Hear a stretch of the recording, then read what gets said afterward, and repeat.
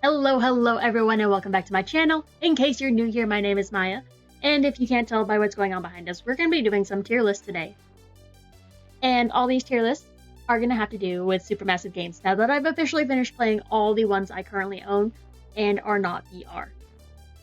So, I'm going to switch my camera over, and because I didn't want it to be too quiet, we've got some music playing in the background. And I will leave the playlist link down below, but every single time it changes to a new song, you'll see, like, right here in this area right here, a little music player pop-up showing what the song is. So, first things first. If you like this, you like this. If you don't, you don't. But either way, we're gonna do this anyways, because I need something to fill the time, and I wanted to change it up a little bit and not play a game. So, we're just gonna... We're here. And this is our first tier list that we're gonna do. And this is just ranking all of the, what do you call them? Here. We're just gonna put these in orders, in orders. You heard me, in orders. From the way that the game, from the order that the games came out in. Which, that looks right. Yeah, that looks right. Okay, which means, of course, the first one is Until Dawn. And you guys know where I'm gonna put this. It absolutely goes in the best. And this has to do with the fact that it started my love for choose your own adventure story games, which is basically what this genre is. I love Until Dawn, and I picked up Until Dawn only for the fact that it had Rami Malek in it, and Rami Malek is the love of my life. That Leslie said, he is the love of my life, so the fact that this game had him in it is phenomenal. Of course, then that leads into Rush of Blood. That's a PlayStation VR game, and I never played it. I don't own the PlayStation VR system. It's not something I own. It's not something I'm looking to own. So there it goes. There it goes. Down into the never played before. Okay, let's see. Next one is Hidden Agenda. And by the time you guys see this, that video will hopefully be up, so you guys can see that I did play this. And honestly, it was better than I thought it was. I went into that game thinking it was going to be horrible.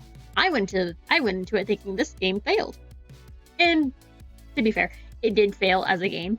A lot of people still really don't like it, but in my opinion, I think it was good. It was decent. It had a decent story. There's obviously some setbacks. You don't get to go back to chapters. So this 2-hour game, if you want to get the trophies, you have to go back and play all of it every single time.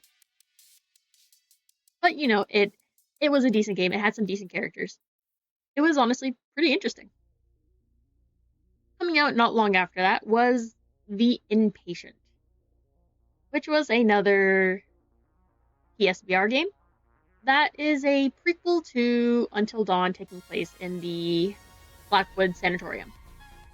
It honestly looked really interesting. I watched John Wolfe play it back when it originally came out, and it looked super cool. And if I did ever get PSVR, it'd be just so I could play that. But yeah, I'm not playing it. So it can go down into never played. I know, this is a great start. This is just gonna be the short tier list before we get into the main one, where we're gonna go through all the characters. Next one is Bravo Team. I don't know anything about it, and I'm pretty sure it was also VR, so that one can also go straight into never played. Same thing with this one. This one was called Shattered Dreams, and never played it. It looked interesting in concept. And yeah, you know, just never played. Don't actually know anything about it. So, goodbye. I'm assuming it was another one of those detective looking ones. You know. Now we get into the games we actually know, like Man of Medan. It was not great. It had potential. It was not good, but it didn't fail. It didn't fail. But there was it's the long, with the exception of The Devil in Me, I think it was the longest of the, quote me if I'm wrong, it was the longest of the Dark Picture Anthology games. And it had more branching paths, I believe, but I don't know, I don't like the idea that the monster from that one was, it was all in your head. It was just, the gas. Once again, it was all in your head. I'm not a big fan of that. And just specifically the way they did it, it was not very. It didn't pull itself together very well in my head. I feel like it could have been done better, but I don't make video games. I don't create stories. So take everything I say with a grain of salt. The tiniest grain of salt. This is my opinion. Once again, that's just my opinion. Just gotta clarify. Because we're going through this one real fast. This is just gonna be a bam, wham, bam, thank you, ma'am, like 10-minute quick little tier maker for the games before we hop into the characters. Because that one will take a lot more time. Because there are a lot of characters. Alright, the next one in the Dark Picture Anthologies is Little Hope. And this is a little controversial. I think it was really good. I enjoyed that one. And yes, once again, it was a all in your head. He was just imagining all this. I think it was a great way to like showcase like how mental health presents differently in people. In this case, Andrew he wrecked his bus, had a head injury, and he got to work through his grief in a different way. He got to work through like the death of his family, all that. And I think it was in all honesty, I thought it was a great way to portray that. And not that we got the ending, but there are several different endings you could have gone where like he kills himself. But like we had the great ending where they all survived, showing that he worked through his grief. And I don't know, I thought it was really good, even if it was a all in your head situation. So I don't really know how it tied back to the witch trials. That was a little confusing to me. I really have no idea how the witch trials played into this. But it did exist. Okay, going to the next game, House of Ashes. And that one, where do we want to put this one? Because it had Jason Kolchak in it. And we all know I love Jason. But I don't know if that's enough. I don't know if he's enough to put it in really good. Put that one in good, because this one actually had monsters. It had vampire aliens. So like it was not the best. I feel like all the character development was very rushed. But it at least had monsters. It did have monsters, and I was excited for that. I was missing the monster aspect of these games because I was looking for more like Until Dawn. So this one at least had monsters. And to be fair, there were some funny lines in there, even if they're all really weird lines. But it had Ashley Tisdale, like Little Hope. It had my brain blinked on his name, but the Eyebrows Man. What is his name? He was in. He played Gally in Maze Runner. He was in Narnia. What is his name? Now that I'm trying to remember. Will Poulter. He was also in Bandersnatch. Which, speaking of Choose Your Own Adventures, Black Mirror Bandersnatch is great. Just gotta put that out there since I'm talking about Will Poulter now. But yes. To be fair, I didn't realize this at first, but did all these games just get some big actors? Because, Until Dawn started it with some big names, Hayden Panettiere and Rami Malek. And then you got Man of Medan, which had... I don't know, the dude from X-Men. What is his name? Shawn Ashmore? Is that the right one? I know him and his brother look a lot alike. I don't remember if he's Shawn Ashmore or if his brother's Shawn Ashmore. Yeah. And then you had Little Hope with Will Poulter, and House of Ashes had Ashley Tisdale, which, damn, my childhood. She could still get it. But that brings us to the next game that came out, which was The Quarry. And this one also had a lot of big names in it. One of which being, London Tipton herself, Bridget Song. I almost said Bridget Mendler, and that's just because I was like reading up on all her accomplishments because she's such an amazing lady. Have you looked up anything about Bridget Mendler recently? Amazing. I think it's really good. I enjoyed the fact that this one brought back more monsters. Like, yes, monsters. Even if the werewolves just look like the Wendigoons again, the Wendidos. I know what the name is. I'm choosing not to say it.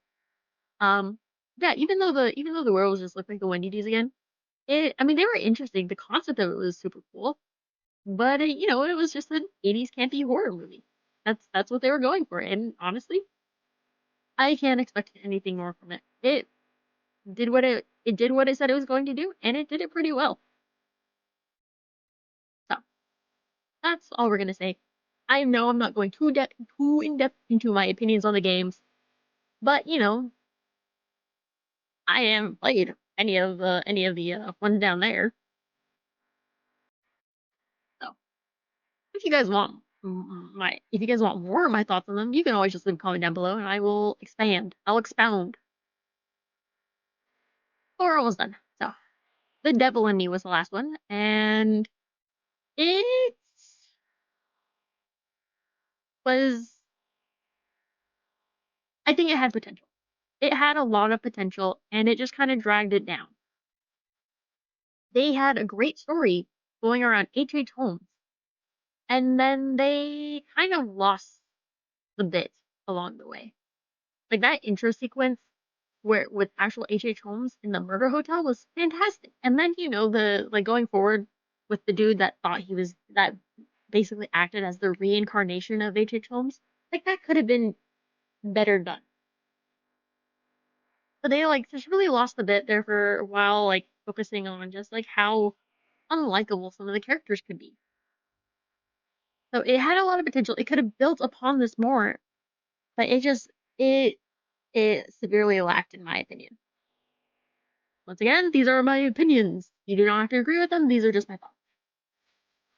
And then obviously was the last one which came out, which was another VR game called Switchback. And I believe it was like Rush of Blood where it was just a shooter.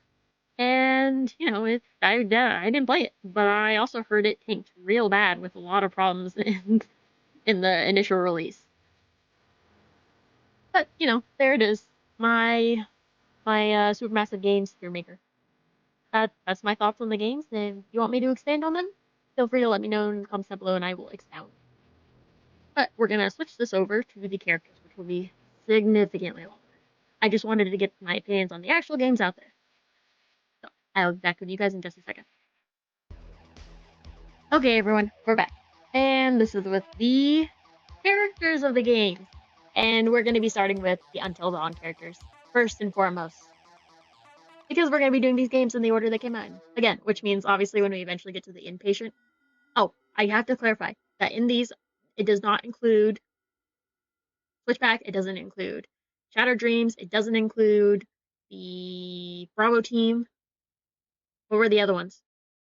Pretty sure there were more, but it doesn't include any of those. Because one, I didn't play them. Inpatient was part of this list already.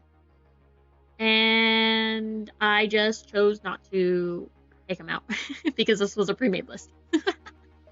So they'll just all go into Who Are You? Which is fine. But we'll have the rest of the characters. Like, look at all these dudes.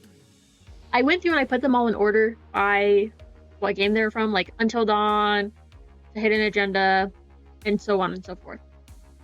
So we'll be able to get it'll be easier to go through it game by game, and I will put them segments into the little slider down there, so that way if you guys don't want to hear my opinions on a certain game, you can just skip that section.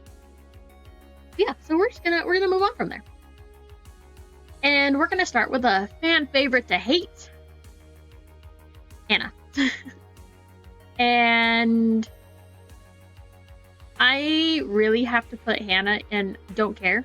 I don't, they're teenagers. She was a teenager that was humiliated in front of her crush and all of her friends, or humiliated by all of her friends in front of her crush and by her crush. So, I can't really be too mad at her, but the fact that she freaked out and ran out of her own house instead of, maybe kicking out the assholes that embarrassed her, she ran out into a snowstorm in the middle of the night. It leaves a lot to question on why she did what she did. But like I said, they're teenagers. They can't really judge too harshly, because we've all been there. We've all done some questionable things.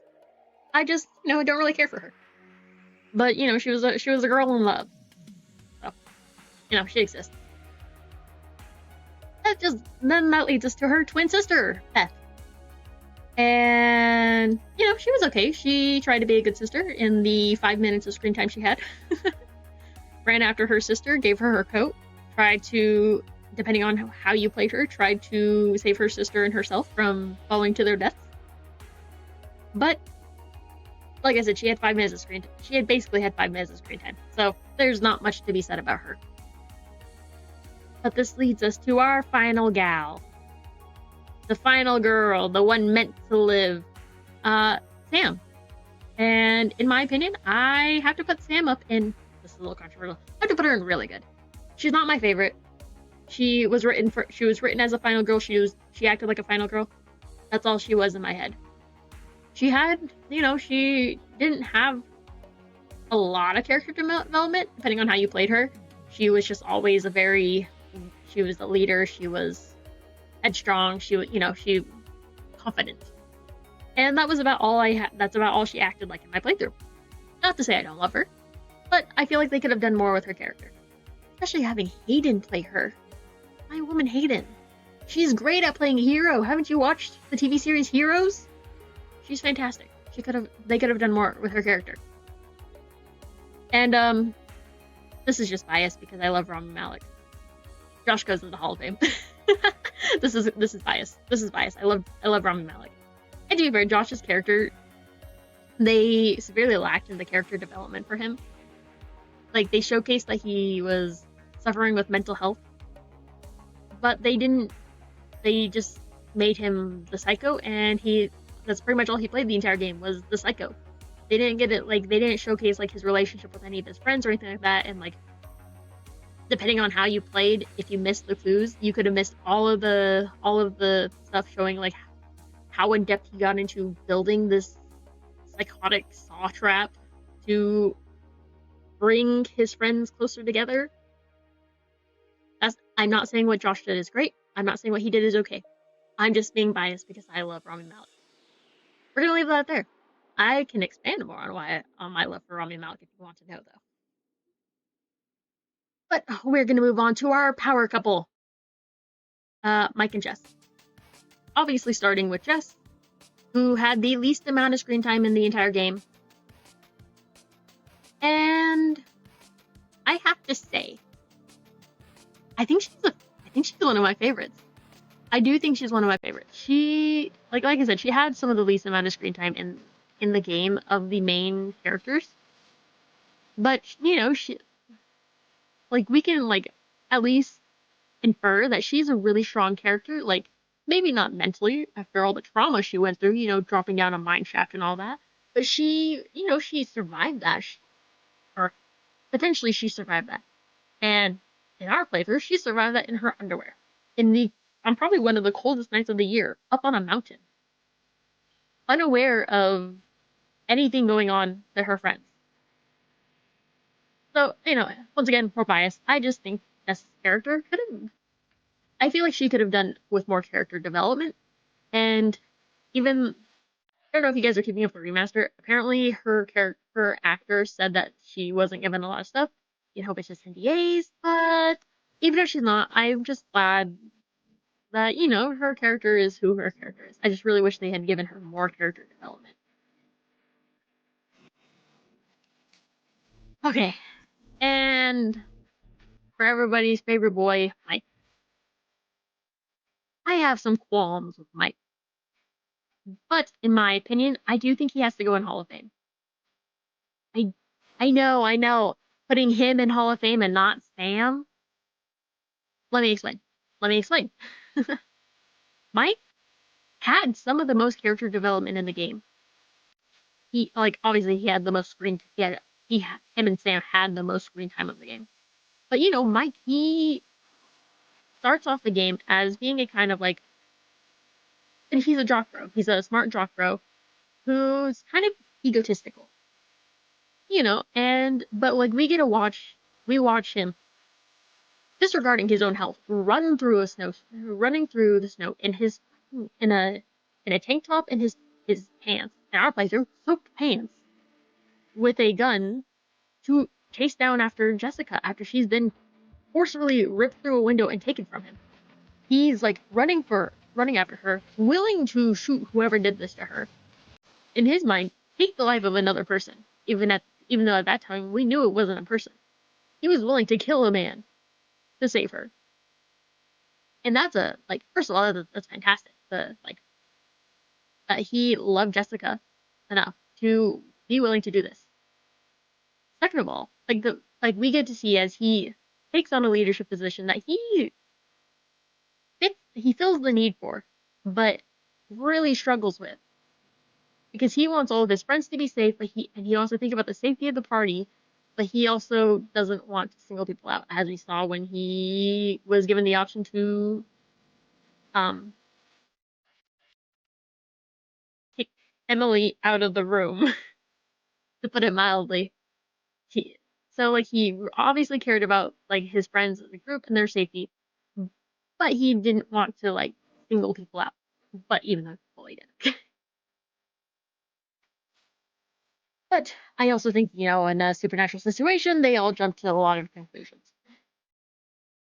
I have to give them all the benefit of the doubt, considering they're teenagers, young adults, in a very unpredictable situation. And we're going to move to our next couple, Emily and Matt. This is going to be even more controversial. Emily's going in the Hall of Fame for me, too. She honestly had some of the funniest lines in the game for me. She was probably the funniest character in the game for me. Some of the lines she had to do, and she had probably the most character development. She was written as the final girl, but given the personality of the first to die. You know? Where she thinks so highly of herself, she thinks she's so smart. She's written with the personality of somebody that dies first in a horror movie. But she has the survival instincts of a final girl. So I think that entire mind section where she's running her life and fighting the fucking Windy dudes, I think puts her in Hall of Fame for me. She's a character people love to hate. Quite literally. Hannah's a character people love to hate. But Emily is written as the character you love to hate. That's all that's gonna be said there. And then we've got Matt. Poor little Matt. And I think he goes into the don't care section with Hannah. He does not have a lot of screen time, and the short amount of screen time he has, all we see is that he's a jock, and he's a dumb jock, and that's all we know about him. There's really no character development to be had for him in the entire game, which is a little disappointing. But he exists. He's a character, and correct me if I'm wrong. I believe he's played by Jordan Fisher. I have a tab open. Why don't I just open it?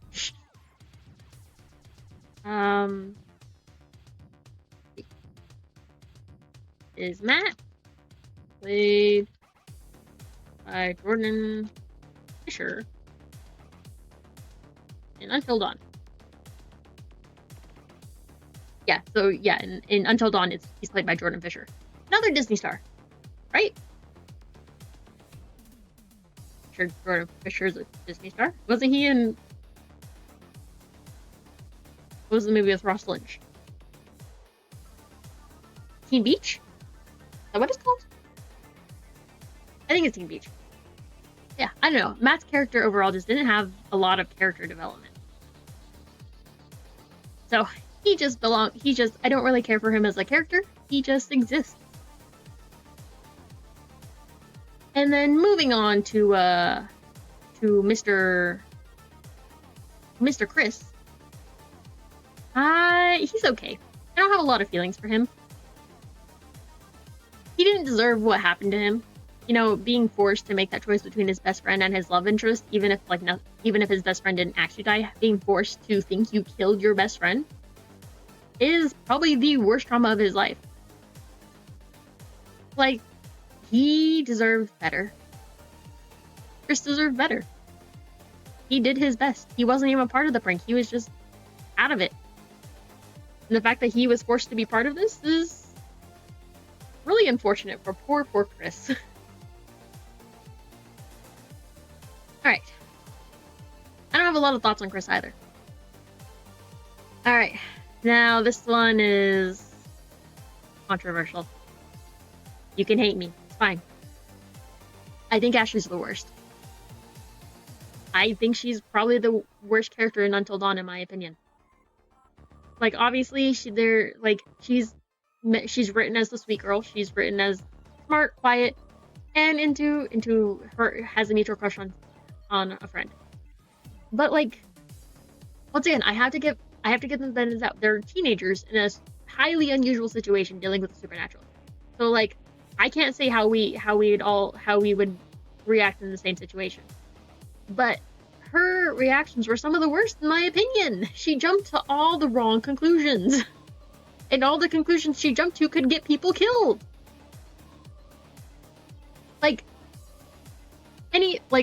All of them could jump to, and throughout the game, all the characters jump to some really radical conclusions. But hers are the most likely to result in somebody else's death. And that bothers me. Because she's written as the girl next door, likable person. An example of this situation, is where, Chris has to choose between shooting himself with the gun full of blanks, not that he's aware of that, or shooting Ashley. He chooses to point it at Ashley. Ashley can, when Chris is out with the flamethrower dude and running back to asking Ashley to open the door, Ashley will not open the door for him, killing Chris.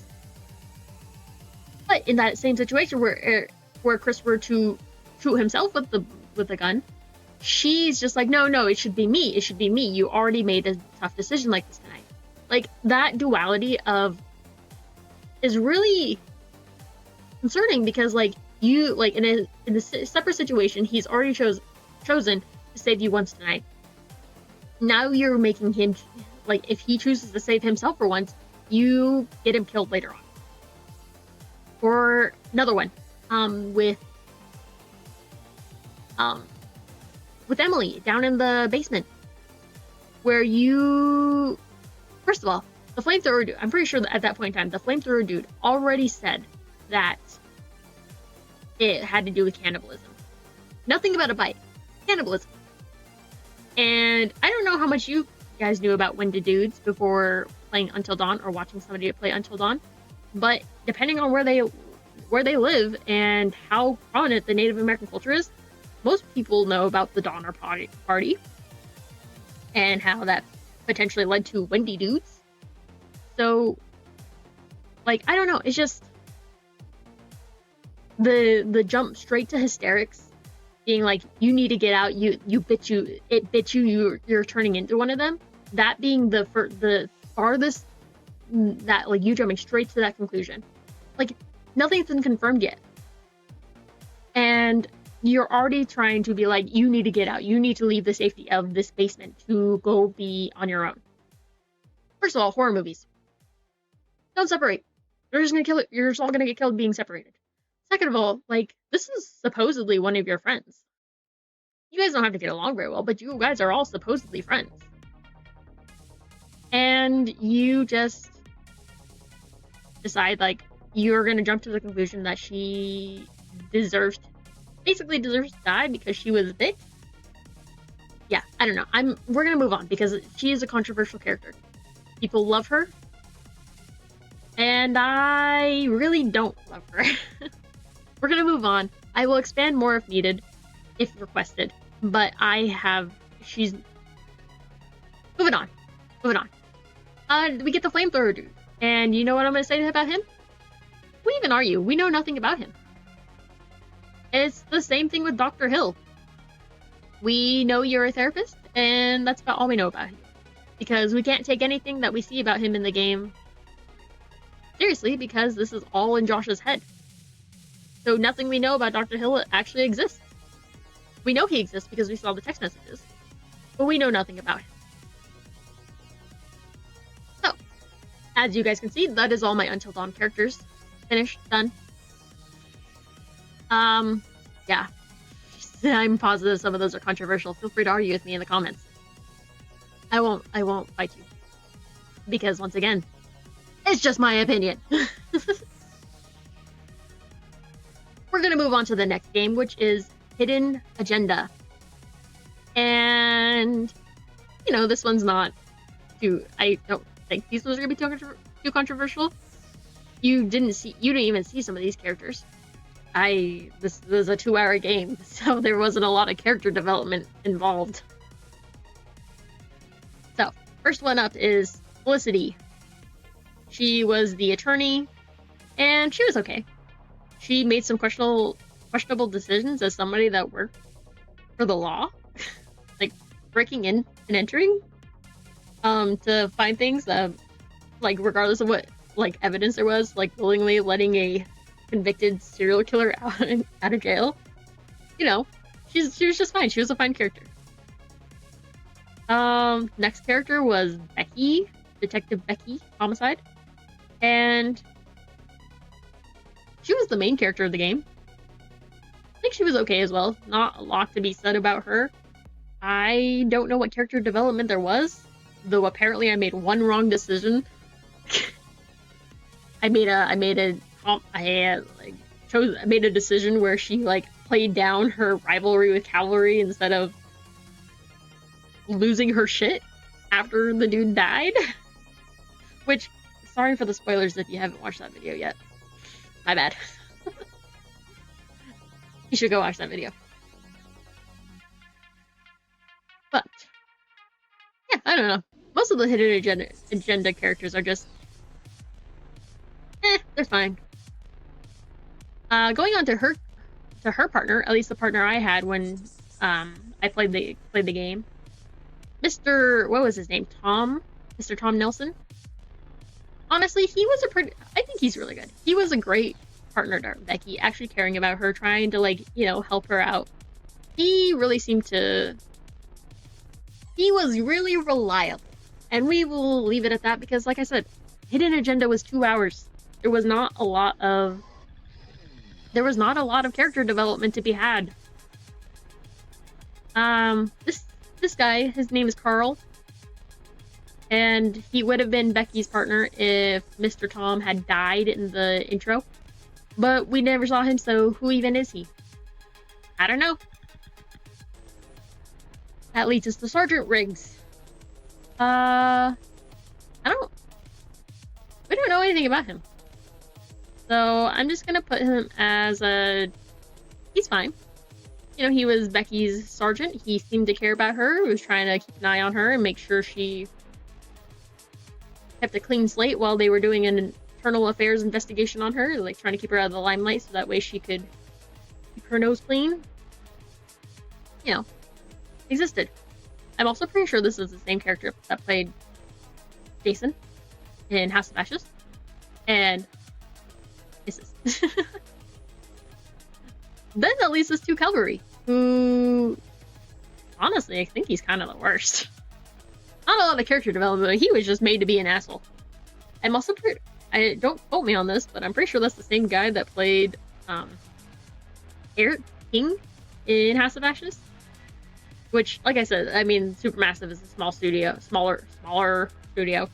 Not a small studio, it's a smaller studio. So they reuse a lot of the same actors for all their games. Well, there's nothing wrong with that. Like, see, Carl, he shows up in Man of Medan, Shattered Dreams.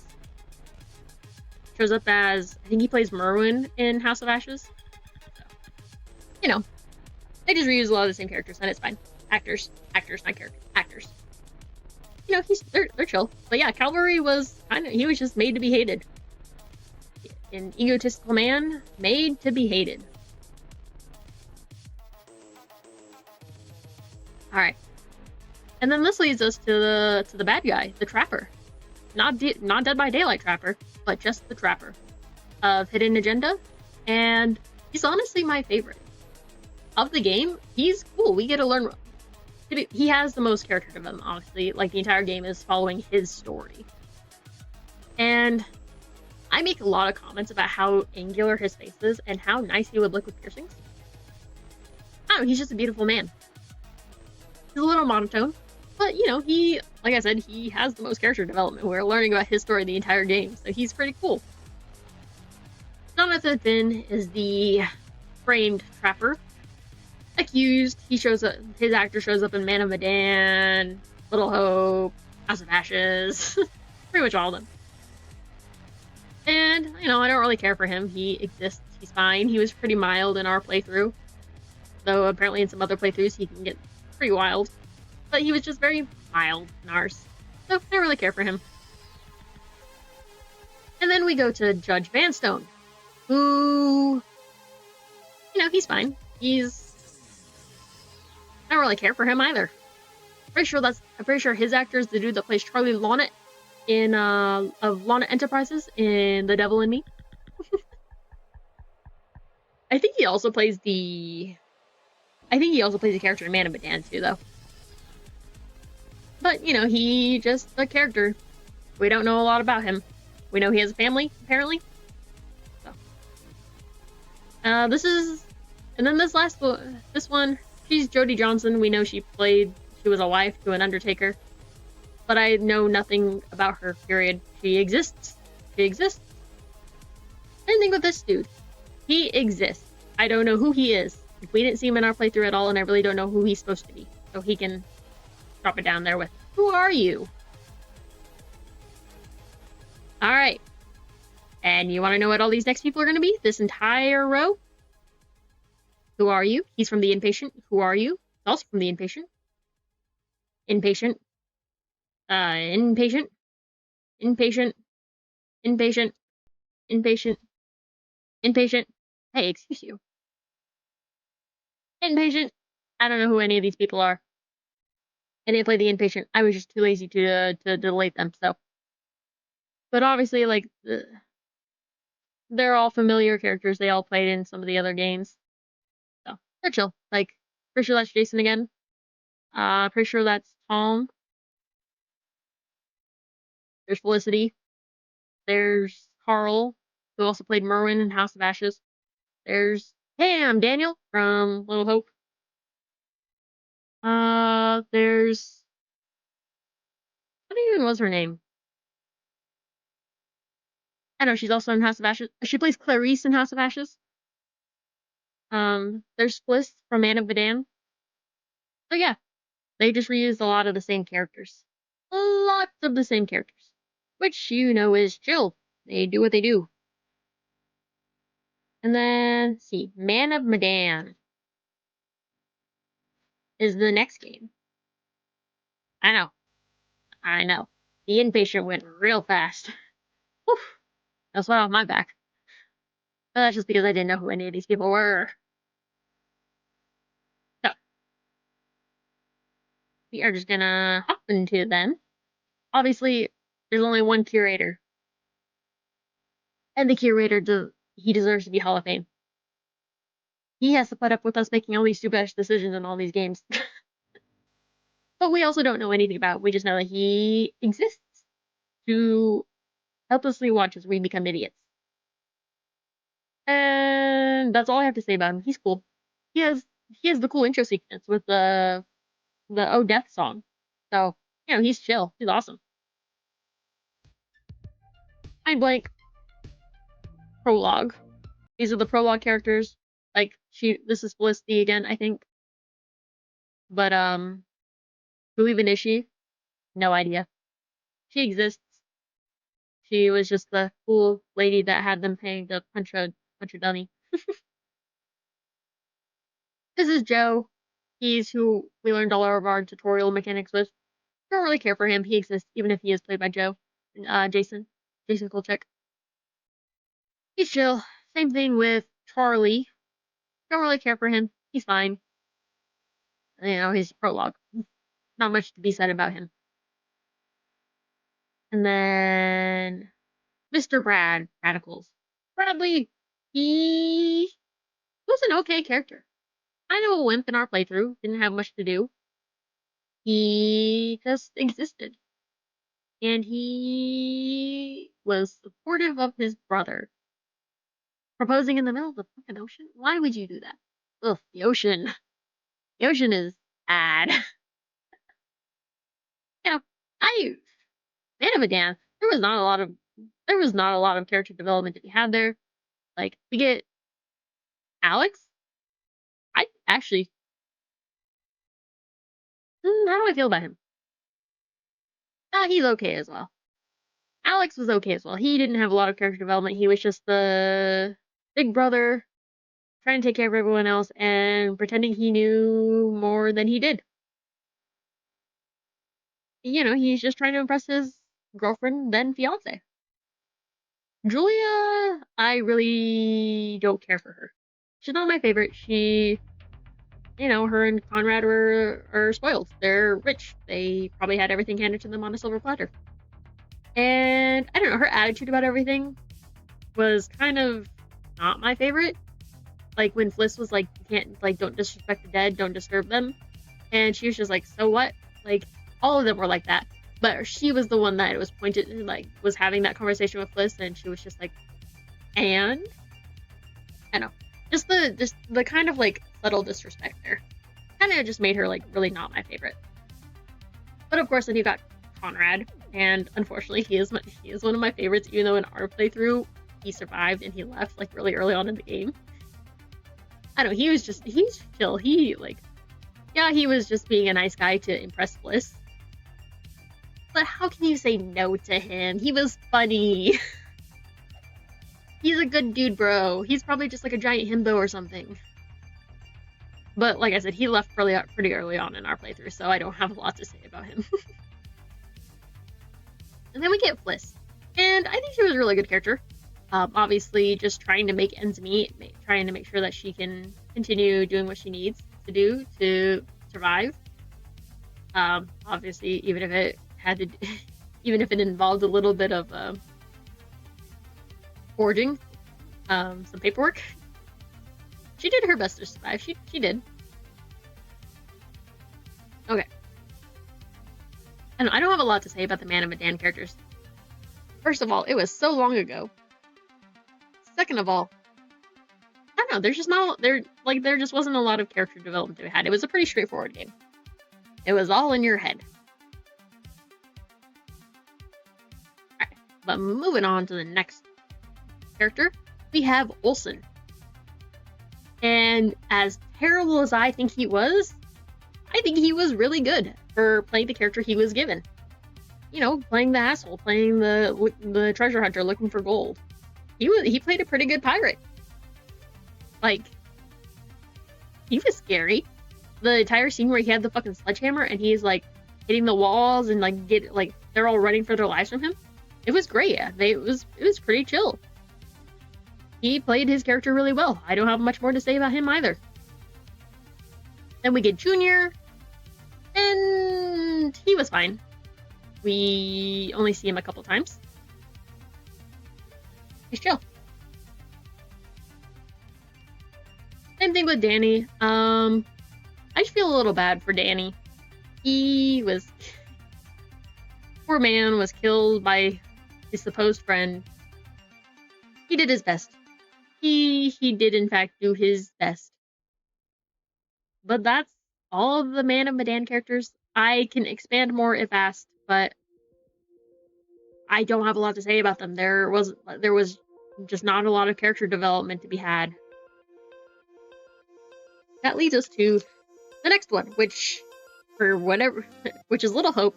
For whatever reason, we have 3 different versions of each character.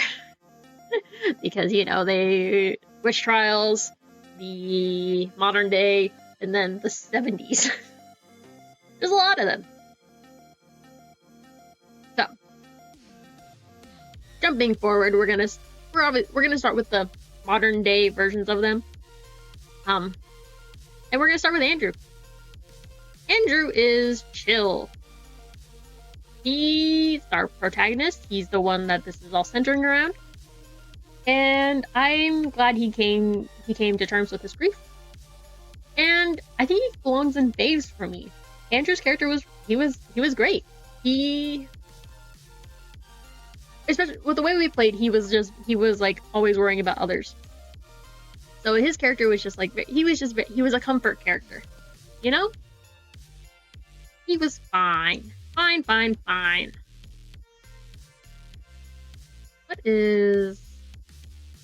What's her name? Taylor. Taylor. Her name is Taylor. I don't really care for Taylor. Even though she, like, her character in the game was, like, able to come to terms with, like, her sin, her demon, whatever they were. She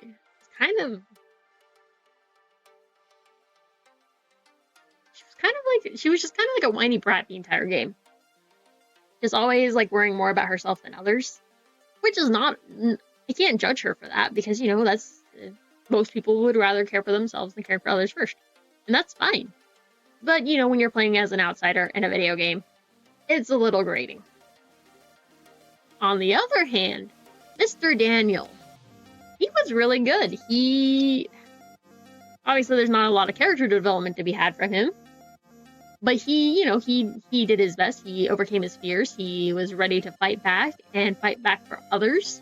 Ready to throw hands on for Taylor. The fact that him and Taylor were in a relationship is a little weird for me, considering, you know, their previous incarnations were brother and sister. It was a little weird. Just a little bit. So, I don't really know how I feel about that. But they're in Andrew's head in this iteration too, so I guess I can't judge them too harshly. But the fact that Andrew thought of them together, we're gonna stop there. I'm just gonna say it's a little weird. It's a little weird. Okay. And then, pretty sure this man's name is John. Yeah, pretty sure this man's name is John. The supposed professor. I don't really care for him either. It's all about the drinking. I don't have a lot to say about him. He was how they portray every drunk dad trying to go straight in a TV or a series or a movie or anything like that. That's just he's a stereotype. He's a stereotype. Okay. And I know I love to hate on Miss Angela the entire game. She was probably one of my favorites, though. I just loved to hate her. She was always like, well, why would I do this by myself? Well, blah, blah, blah, blah. But she had some of the funniest one-liners in the game. She was great. I hated her. She was always whining about something, but she was great. She had some of the funniest one-liners. But that is it for the modern day iterations of the Little Hook characters. So we're gonna get into the 70s versions of them.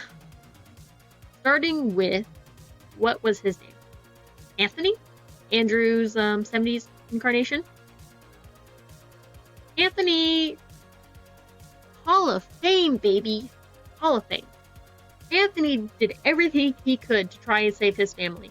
He, even though he, unmistakably, framed himself on accident by having the matches in his hand when his house went up in flames, he did what he could to save his family. He tried to get the bathroom door, he tried to, get to his mom, he tried to get to his dad, he was locked out of the house, he tried to help direct Tanya to, get to safety. He tried to figure out how he could help his brother, whatever his name is. He tried to save Megan, a little she-devil. First of all, okay, hold on. Well, nope. Actually, I'm gonna stop there. We will get to Megan in a minute. But I don't know. Anthony, in my head, deserves Hall of Fame. He did everything he could. He did his best. Then we're gonna go to Tanya. Tanya's okay. She played a bratty older sister, doing her best, trying to make ends meet, trying to just move on with her boyfriend. She's where I am in life right now. She's fine. Tanya's fine. I don't have much to say about her.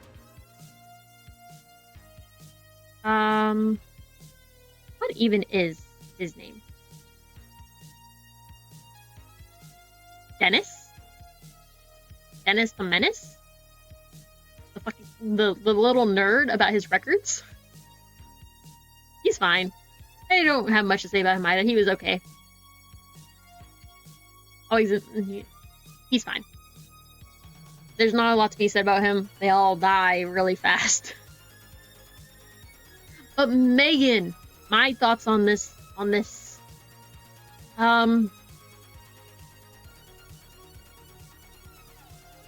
She's kind of the worst. She's a child. She is a child. But she's actually talking to demons? Even though we know that this is all in Anthony's head, she's actually talking to demons. Like, we never got like an explanation of the freaking demon hand we saw at the beginning of the game that she was talking about how maybe her family actually deserved to die.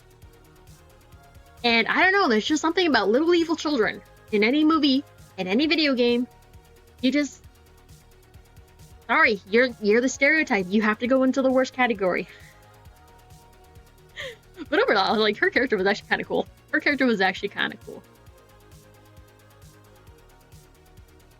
Moving on to the parents, we have James, who I think is the worst. If you watch Stranger Things, you know Ted Wheeler.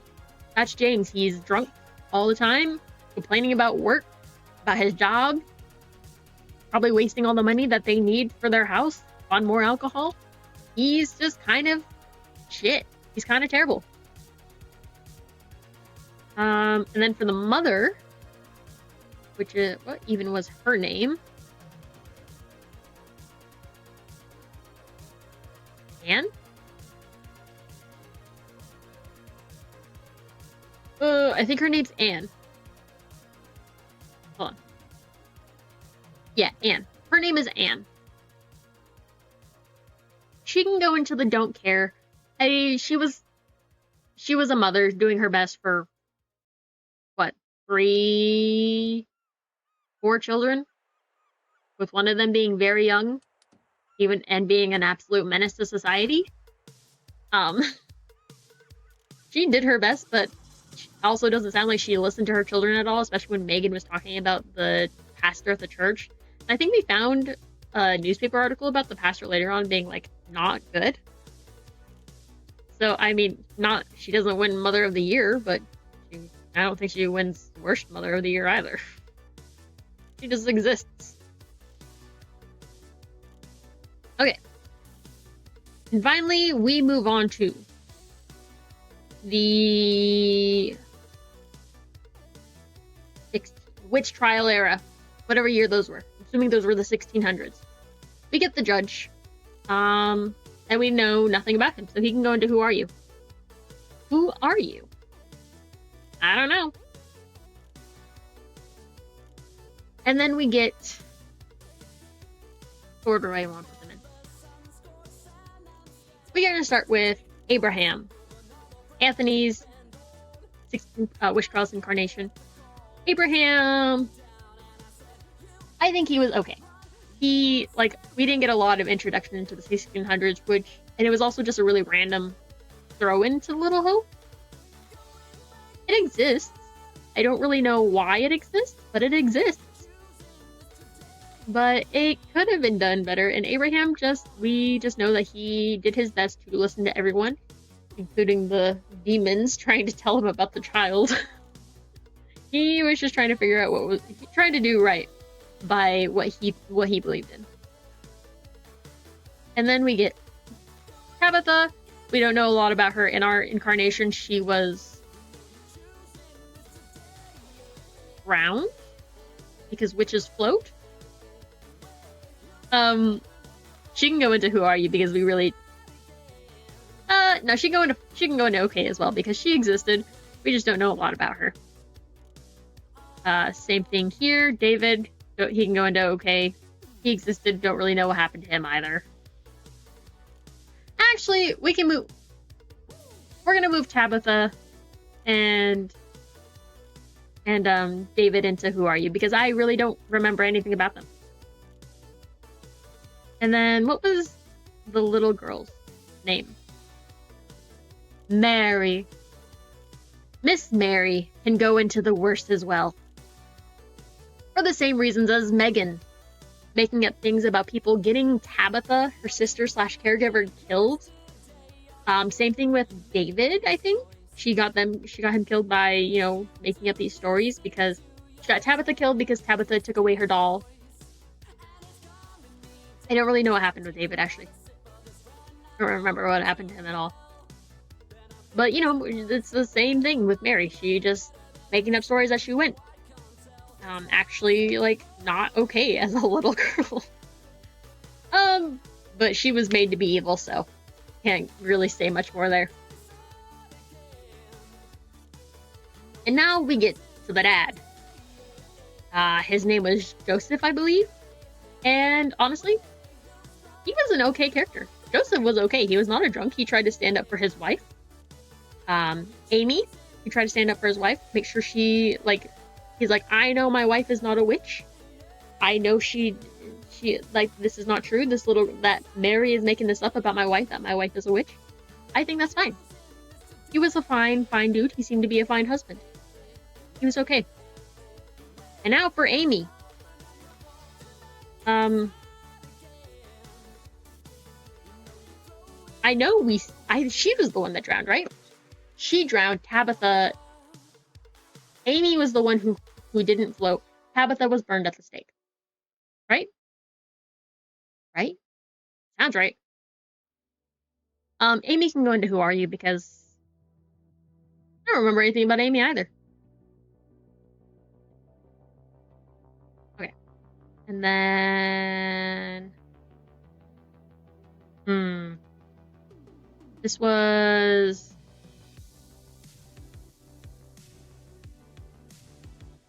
This was the Reverend Carver. He can go in the worst as well.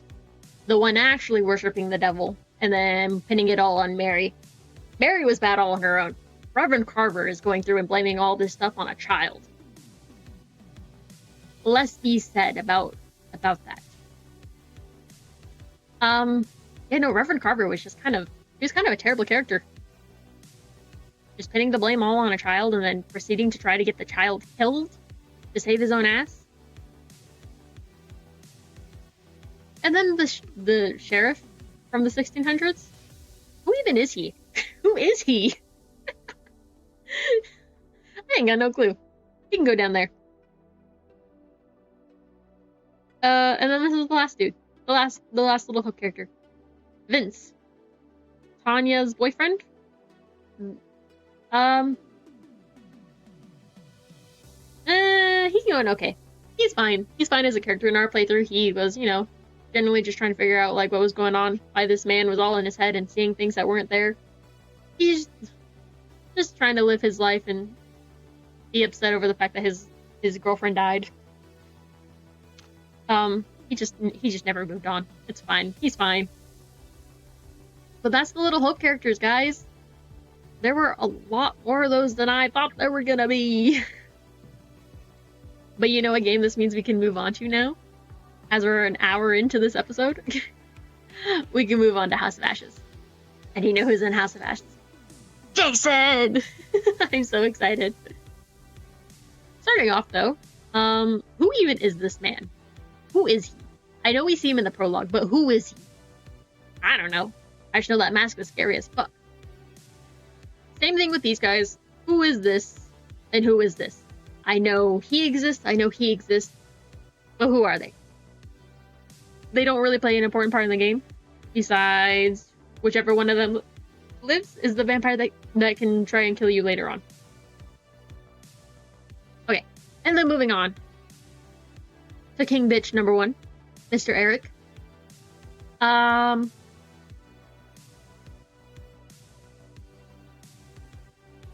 I think he was a really good character. He was made to be hated, in my opinion. He has the asshole persona down to a T. He's wanting to do good, wanting to focus on his work, but be good to his wife, knowing that they both chose to focus on their careers, knowing that was a mutual decision to focus on their careers. especially like finding out later on that he had to get his leg amputated in a car accident, where his wife was driving, and knowing that he didn't blame his wife for that, but her blaming herself, like causing a rift in the marriage. I don't know. He had, like, throughout the game, we get to see him. He starts out as a major asshole, and then we get to see this development of him, like, opening up more a little bit emotionally, but finding out that his wife is having an affair. Even though they were, like, mutually agreed to, like, spend a year apart to focus on their work. I don't know. He had some decent character development, in my opinion. And even at the end, knowing about the affair, he still did everything he could to, like, make sure, like, keep Nick alive and keep his wife alive. I think it's great. And then we get Rachel, Miss Ashley Tisdale's character. Rachel, Miss Queen Bitch herself. I hated her character. First of all, when we played as Rachel throughout the game, she consistently was the most unobservant character. Like when we're like after Eric cut the line and she falls down and she ends up in like this giant river of blood, and then you just see the bubbles of a vampire like falling behind her, and she says nothing. I know it's a game, I know, but like the fact that she's so unobservant that she doesn't notice this, I don't know. It was just, there was a lot to be said there. She like was she was just kind of stupid. I love Ashley Tisdale, but man, was Rachel stupid. And then we get Nick, her affair partner. He's fine. I don't really care for him either. Not because of anything he did. He was just made to be the affair partner, and that's about all we get to know about him. Besides the fact that he was traumatized by accidentally killing an innocent. Like, but that's about all we know about Mr. Nick K. There's not much else we could say about him. Let me get to my favorite. My man, the love of my life. That's a lie. He's not Rami Malek. But his character is probably one of my favorites. And Mr. Jason is going all the way up there in Hall of Fame. You can argue. Because, you know, he's just America. Fuck yeah. You know, this is after 9/11, guys. This is after 9/11. This is a man that's very patriotic for his country because, you know, he was probably around when the Twin Towers happened. So, like, I can't give him leeway for being racist.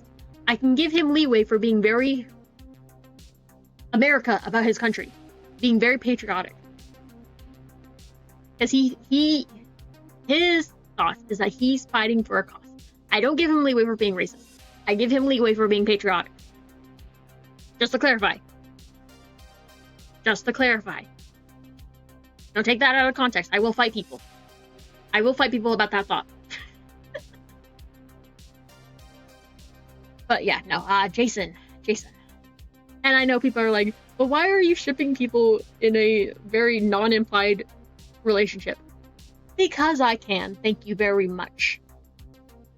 They're not real people. Let me have my let me imagine these people being gay in a time where it's very explicitly not okay. Like people were very not okay with people being gay. It's my imagination. Let me imagine. It's a cute relationship. Have you seen the fan art on Tumblr? Okay. Moving on to Clarice though. Who even is she? All I remember about her is that she gets yoinked out of existence. She just there 1 second, gone the next. You know, she's just there. Then we get Joey once again. Who even is he? What does Joey do? I don't know, you tell me. Merwin actually survived in our playthrough for a decent amount. And I don't really care for him. He was just another aspect of like forced machoism. Being very like kind of gross about it. He's just being a dude bro. You know? He's being a dude bro. Who even is this? I know he's Salim's commanding officer. Who is he? I don't even remember what his name is. You tell me. But actually, what was his name? I remembered everybody else's name, but I did not remember his. I feel like it started with a D. I really don't remember what his name was. But then we get Salim. He goes right up there in Hall of Fame with Jason. Not because I love their non-existent gay relationship, but because Salim is an absolute badass.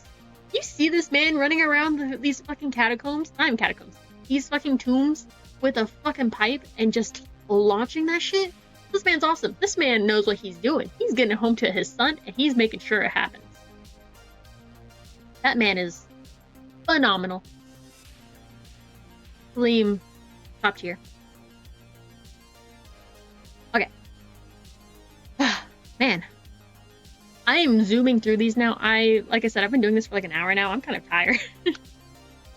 But, you know, we're doing this. We're finishing this. We're almost done. We have the Quarry, and then we have the Devil in Me. The Quarry has a decent amount of characters. The Devil in Me has less characters, so it'll be fine. But I have more to say about the Quarry characters, so we'll see how this goes. We're going to start with Laura. And I have to put Laura as a really good character. She had some decent character development. When we were first introduced to her, she's very headstrong. And we can feel the love that she has for Max. She chooses to kill a man, to go after a man, to kill him, to save her boyfriend, because she loves this man so much. She, like, once again, these are all teenagers. These are like 18 and 19 year olds getting ready for college, and they don't have their lives planned out. But all Laura knows is that her future is ruined. Her boyfriend's future is ruined if this is not resolved. She refuses to go down without a fight, and she's making sure that this fight is going out on her terms. And what more can you say about that absolute badass mentality? Not to say that she's the greatest character. She's too focused. She's too narrow-minded. But she knows what she wants, and she's gonna take it, goddammit. Okay, and then we go to Max. And Max is my favorite. Max, like, for the short amount of time we see him in-game, or we get to play as him in-game, he's kind of fucking funny. You know, the L word, lesbians, being really okay with wearing Laura's clothes later on in the game. Max is funny as fuck. I have no more to say about him. He's just so sympathetic. He's so in love. You know, Max is... If I could have a boyfriend with any qualities, I would love for a boyfriend to have the qualities that Max has, where he's just so in love, so willing to be supportive. Like, he's happy. He's great. Okay. Next character is Caitlin. I love her, but I think she's only okay. They could have done more with her character. She was really written as a side character. We get that she's headstrong, but like with the dialogue that they've given her, she just doesn't come off as somebody that, like, is very important in my mind. Like, she was, like, when we first see her in the game, she's written as somebody that should take the lead, that should be a leader. But then we move on, and she's giving these leadership, like, the lead to Ryan, who we see that most people are just think of as the quiet loner. Or, like, you know, just, like, being like, you can deal with this yourself. Whereas earlier in the game, she fucking steps up and, like, takes a loaded shotgun away from Nick and, Jacob. From Nick and Jacob. And getting in the middle of that shit. And then being, like, a fucking badass with a gun afterwards. I don't know, she was written to be amazing, and then they just fumbled her character real bad. Ryan. Honestly, I think he's overrated. I don't really care for him. I don't know what Caitlin and Dylan saw in him, besides the quiet loner, the mysterious loner. Caitlin and Dylan deserve better.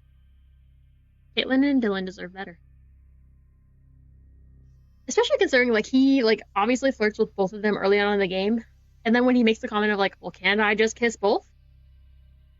Hold your horses there, man. Hold your horses. And then I don't know, there's just like the spark he had with Laura later on. I don't know. He's just not my favorite. He let me expand on this more because like he's the fine character. He's completely normal. But like it's just the way so like when they are originally stranded and they're like when they're originally stranded, he's just like, well, Mr. H said, okay, you're not being like they're kind of peer pressuring Ryan. But like you don't have to agree to go with them. Like and he had fun at the bonfire they had for the while they had it. I don't know. He just kind of seems like he always forced to be there and never really wants to be there, you know? I don't know how to expand on that thought more. But there is more to the thought. I just don't know how to expand on it more. I have to think about that one more. Okay. Next character though. Dylan is another fave. I know he also had some really funny one-liners.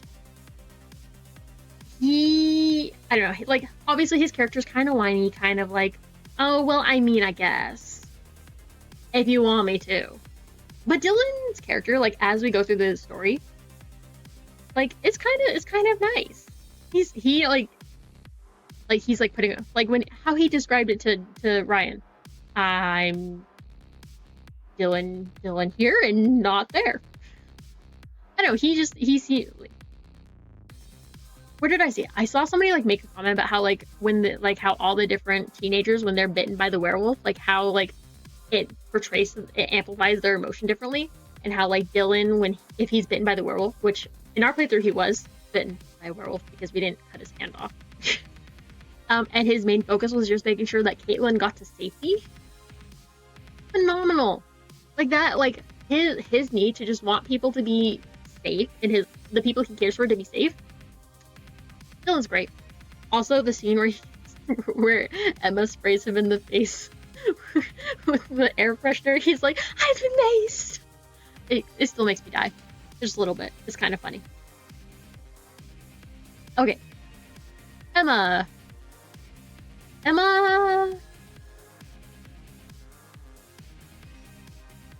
She's an okay character. She's okay.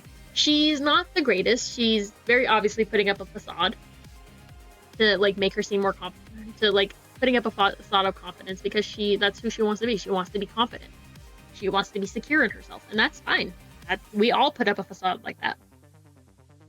It's just that the way she acts about it is the nonchalance gets to me because one, I'm jealous. I want to be that. I want to be able to be that nonchalant about stuff in my life. And like this has nothing to do with her relationship with Jacob. Because like from like the little bit we get to know about their relationship at the beginning of the story is they agreed that this was just a summer fling. I can't shit on her for being like, this is a summer fling. We're going to different states. This is fine. Like her not wanting to continue that's not the problem. I know, it's just the way that she makes light of everything, which is not a bad thing. It's how she deals with the trauma of all the shit they're going through. It just rubs me the wrong way. Which is why she's just an okay character. Because nothing she's doing is wrong. It's just not something I really understand. Okay. And for Jacob. I think he's also an okay character. He's obviously very emotional. He's very like just wants things to go the way he wants them to go. And in a situation where there were no werewolves, that final night would have been fine for them all, but unfortunately werewolves were involved, and his decision to take that rotor arm could potentially end up with all of them dead. And that's just a stupid teenage decision, but you know, outside of the fact that werewolves were involved, I think he's fine.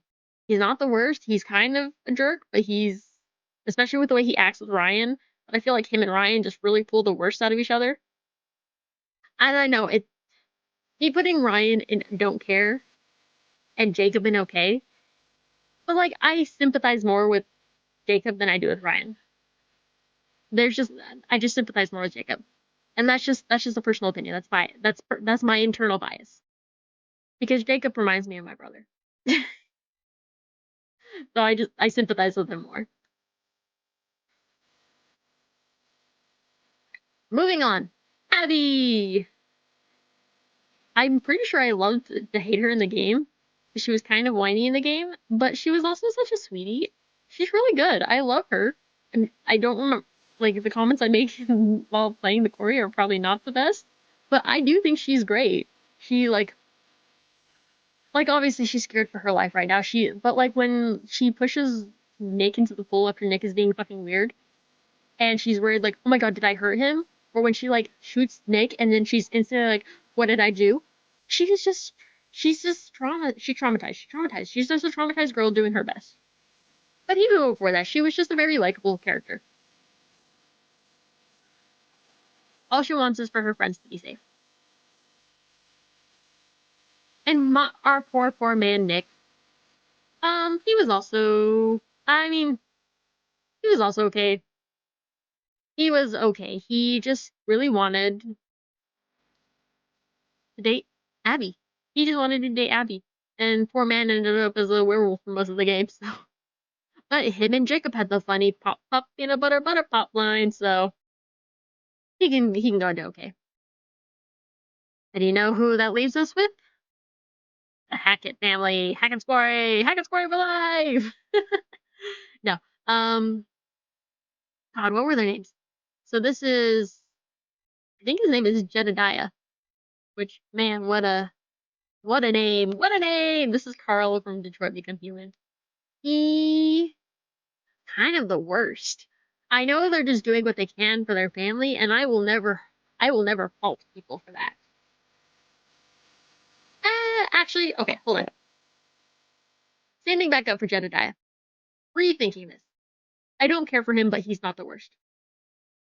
Jedediah doing what he did for his family. Almost anybody would do the same. And he didn't really become a terrible character until after his wife died. So I don't care for him, but he's not the worst character. That being said, his wife, on the other hand, is kind of the worst. Because from what we saw, she was the voice of the family. She was the one that made the decisions.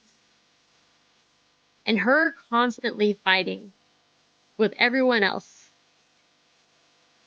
And like, I don't know, I don't know if you've seen any of her movies, but she plays pretty much the same character in all of her movies, and she plays her well. She is the voice. I can't expand more. She is the mother. The mother. And to be fair, she quite obviously was the one like making comments about how like we're not saving any of these kids regardless because look what they did to my Kaylee, smacking around her sons. I don't know. She was doing it for her family, but the way she went about it was very questionable. And then we go to Travis. Travis is Travis is Travis.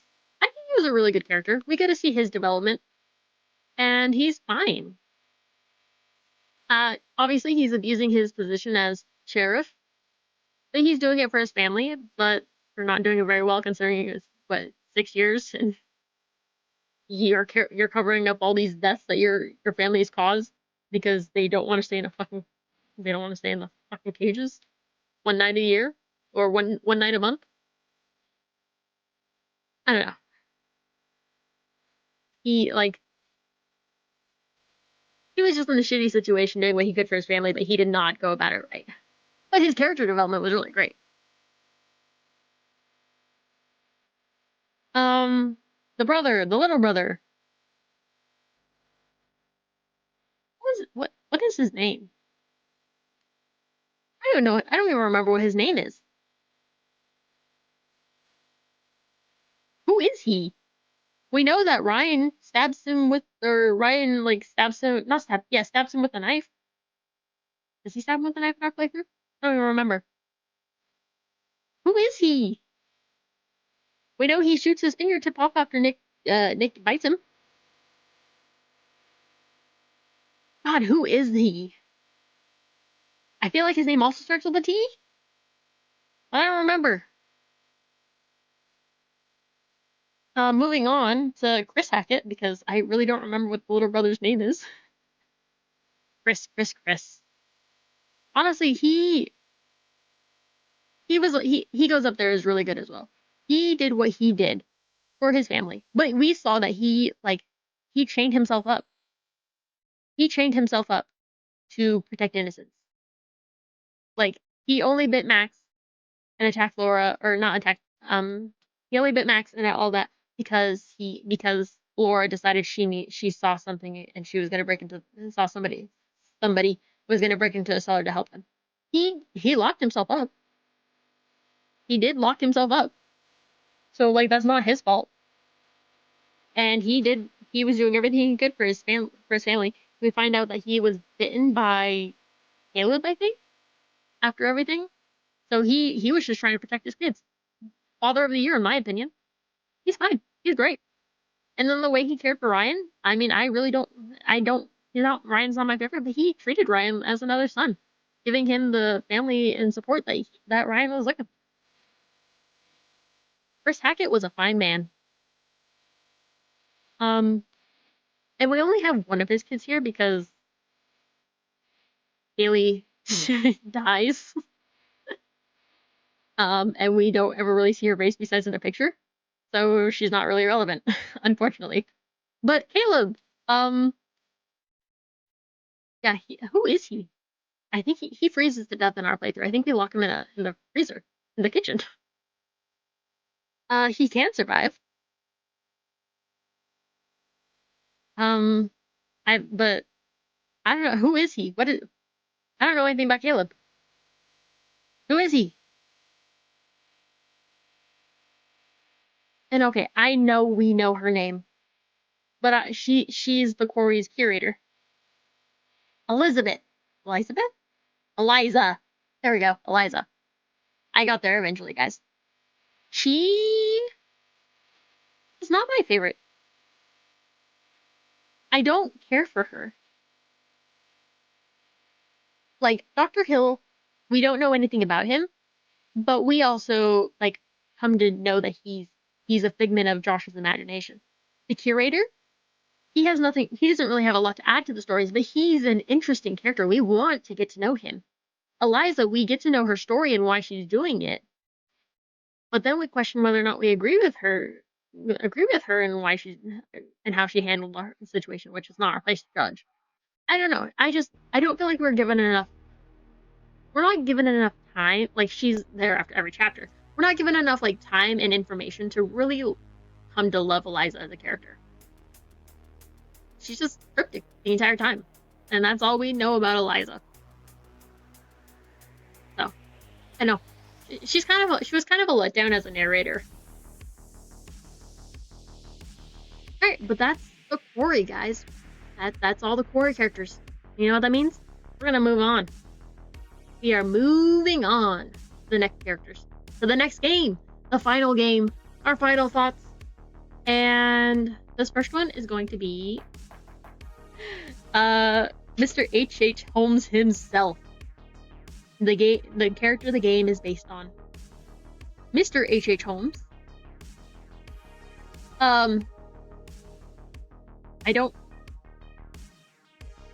We really only see his character at the start of the game, in the prologue. And I don't know, he's okay. He's fine. They introduce us to H.H. Holmes and who he is. He's fine. He's fine. He's the serial killer. The first official serial killer. And then we get our prologue protagonist. I don't even know what their names are.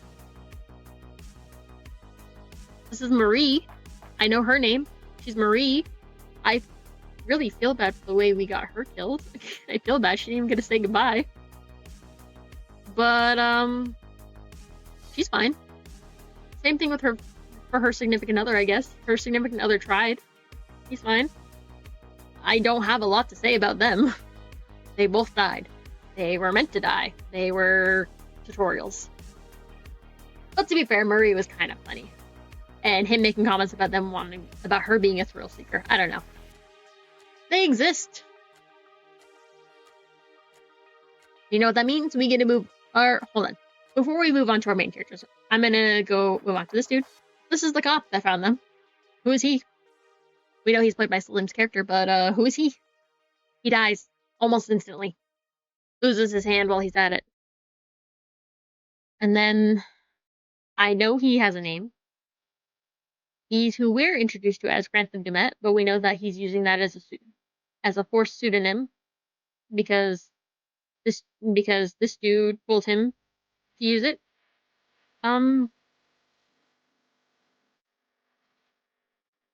He's fine, I guess. Feel bad for him and his family. I feel really bad for him and his family. They really didn't deserve what happened to them.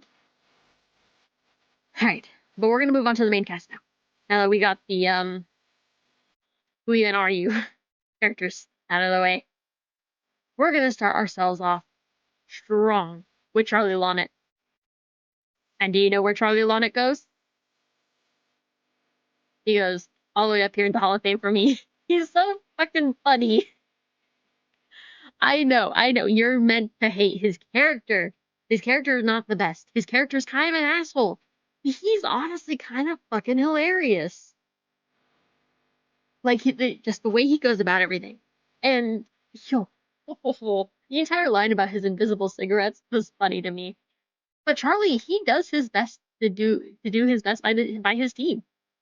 He, like, he's not the greatest boss, but, you know, he did do his best for his team. He's just fucking hilarious. God, he has some of the funniest fucking one-liners. Okay. Mark,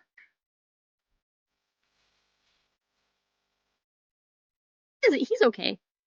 He's just very bland as a character. He's very bland. He did his best. He's doing it for love. He's doing it all in the name of love. And not that we got that ending, but he did do it in the name of love. Yeah, no, he's honestly he's pretty great. He's pretty great. Pretty mild, actually. He's not that great. He's pretty bland as a character. But we get some character development. We get to know him a little bit more. Depending on the story, the ending we get to see that he does it all in the name of love. Um, I've already forgotten her name. What is her name? Literally one of the main characters.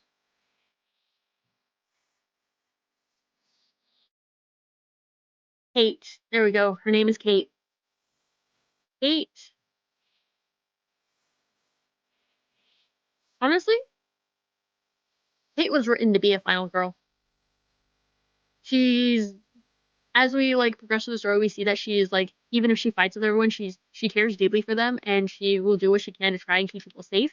She's doing what she can to like keep herself sane in a very traumatic situation, trying to do what trying to do what's best for her self interest. Like she's who every she's she's a great portrayal of every person ever. And I think that puts Kate as a really good character. I know. The Devil in Me overall was kind of a mid game. As much as I loved it, it was kind of a mid game. It had potential and it failed deeply in some of that potential, as is discussed. But yeah, no, Kate was a pretty relatable character, and that makes her really good in my opinion. Then we get Jamie, and I don't really know how I feel about Jamie's character. Jamie's character is kind of weird. We're shown that she's like the sarcastic side character with a but like what does she do? What do we learn about Jamie the entire playthrough? I don't know, she's fine, I guess. She's fine. She's fine. Who even is she? She's a character. Okay, but we're almost done. And I'm pretty tired now. We're an hour and a half into this, guys. We have two characters left. And this one's kind of Erin. I don't care for her character. That's nothing against her specifically, but she's kind of whiny, and she's whiny the entire game. And that's nothing against her. That's just who she is as a person. But she's just panic first, and that's it. It's panic. She's been in panic almost the entire game, and it just makes it really hard to like relate. Not to relate. That's not the word I'm trying to use. It just makes it really hard to like want to be sympathetic to her. Like she's got her asthma, and that's fine. And like we're given the chance to use her inhaler and all that. But like I don't know, she's just possibly like she's like Ashley for me. She jumps to a lot of conclusions, but she's not as bad about it. She's just not my favorite. And woohoo, this one we're just gonna move on from Erin because she's fine. I don't care for her character, but she's fine. But but you wanna know what? Now we get to Hector Monday, Grantham Dumet, the believed reincarnation of H.H. Holmes. I have to put him in Hall of Fame because holy hell was he kind of a badass killer. Like we get to learn about his story as Hector Monday, but going throughout all of this and seeing all the effort he put into recreating the murder house, the murder hotel as H.H. Holmes and like as Grantham Dumet. First of all, where did he get all the money for this? Second of all, he's just kind of badass. Like he falls off a roof, he's not dead. He gets hit and is like skewered through here, and he's not dead. We see the blood. He's not dead. This man, if they ever want to bring him back in a future game, I'm here for it. Like Hector Monday was a character. He's kind of cool. But so I don't know. I don't have a lot more to say about this. I'm like I said, I'm kind of tired now. But I finished. I did finish. This is our completed tier list, guys. I know there are gonna be a lot of controversy about my opinions. Let me reiterate, it's just my opinion. You don't have to agree with them. I just wanted to share my thoughts on these characters, and you want you can argue with me in the comments. Fine. I I gave you my thoughts. I will expand on them if asked. But yeah, no, we finished all the Supermassive games. We finished all these Supermassive games with the exception of the Inpatient. So I just wanted to share my thoughts on all the characters now that we're done. So yeah, I hope you guys enjoyed this. I'm gonna call this here. Like I said, I'm tired. I ready for a nap. But yeah, if you guys, we're just gonna yeah. I do hope you guys enjoyed this. I did have a lot of fun actually, just standing here talking to you guys, expanding on my thoughts. And I don't know if we'll see how this does if I do anything like this again in the future. Um, but like I just wanted a break from the video game. This seemed like a good in between. Now that I finished all the Supermassive games, this just seemed like a fun one to put up. But if you did like this, please let me know in the comments down below. Hit the subscribe button, share, all that fun stuff. I Feel free to comment. I will reply to all of them. If you want to argue with me, feel free. If you want me to expand on thoughts, please let me know. But I will see you guys all in my next video. Bye bye.